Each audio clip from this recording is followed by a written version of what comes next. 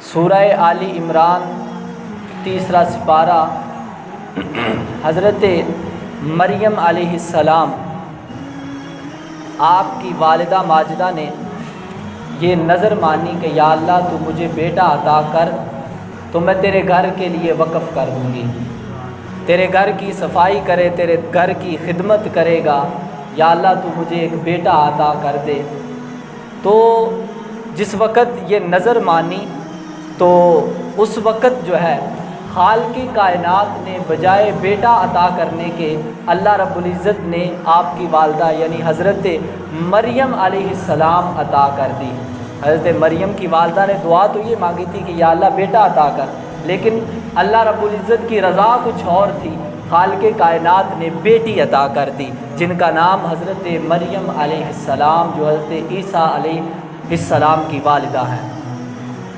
اب مانگا بیٹا تھا، مل گئی بیٹی، عرض کرنے لگی یا اللہ یہ کیا ماجرا ہے، میں نے تو بیٹا مانگا تھا، تو نے بیٹی عطا کر دی۔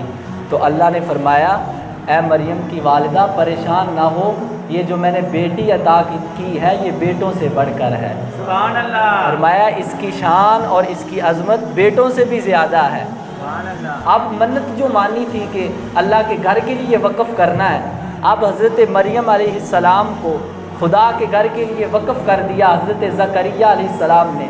ایک مسجد کے محراب، اس مسجد کے ایک کمرے میں علیحدہ جو ہے وہ آپ کو پرورش ہونے لگی، علیحدہ کمرے میں آپ کو جو ہے رکھ دیا۔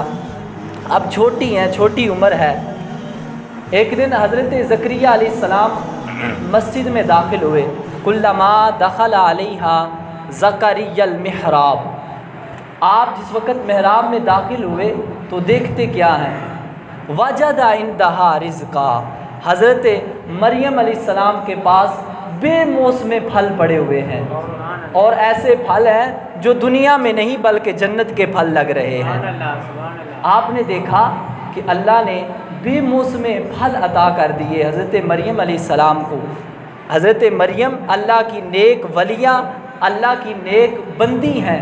اب بتانا یہ چاہتا ہوں کہ اللہ کے نیک بندوں کے پاس آ کر مانگنا، اللہ کے نیک ولیوں کی بارگاہ میں آ کر دعائیں کرنا، یہ آج کل کے مولوی ملاؤں کی سنت نہیں بلکہ اللہ کے نبیوں کی سنت ہے۔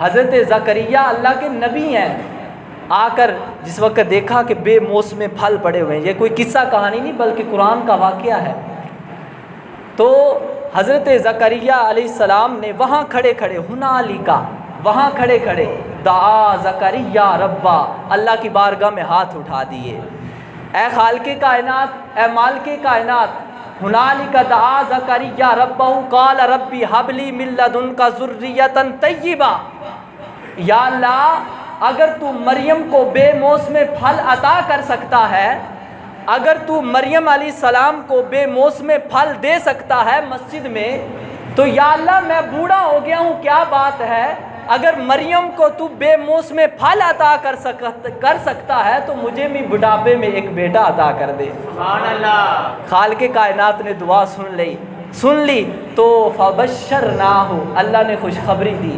ابھی آپ جو ہے محراب میں نماز پڑھ رہے ہیں تو فرشتے آ گئے، آ کر فرشتوں نے کہا اے پیارے زکریا تجھے مبارک ہو، خدا نے آپ کی دعا کو قبول کر لیا ہے اور اللہ نیک بیٹے کی آپ کو بشارت عطا کرتا ہے۔ سبحان اللہ۔ تو پتہ یہ چلا کہ اللہ کے نیک ولیوں کے پاس دعا مانگنا یہ کوئی بدعت شرک والا کام نہیں ہے بلکہ یہ اللہ کے نبیوں کا طریقہ ہے۔